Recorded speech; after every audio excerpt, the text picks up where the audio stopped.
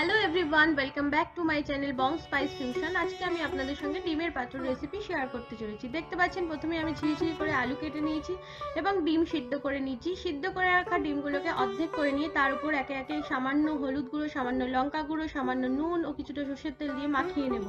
তারপর আমি যে ঝিরিঝিরি করে আলু কেটে রেখেছিলাম তার মধ্যে পেঁয়াজ কুচি, 1 চামচ লঙ্কা গুঁড়ো, 1 চামচ হলুদ গুঁড়ো, 1 চামচ রসুন বাটা ও সামান্য সর্ষের তেল দিয়ে মাখিয়ে নেব। এবার একটা কলা পাতা নেব। কলা পাতার উপরটা আমি সামান্য সর্ষের তেল মেখে নিয়ে ডিমের যে অপোজিট সাইডটা, কুসুমের সাইডটাকে প্রথমে সাজিয়ে দেবো এবং মাঝখানে আমি মেখে রাখা আলুটাকে দিয়ে দেবো।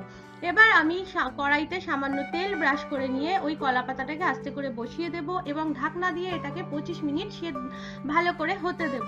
25 মিনিট পর আমি আবার অপোজিট সাইডটাকে হওয়ার জন্য এদিকটাকে উল্টে দেবো।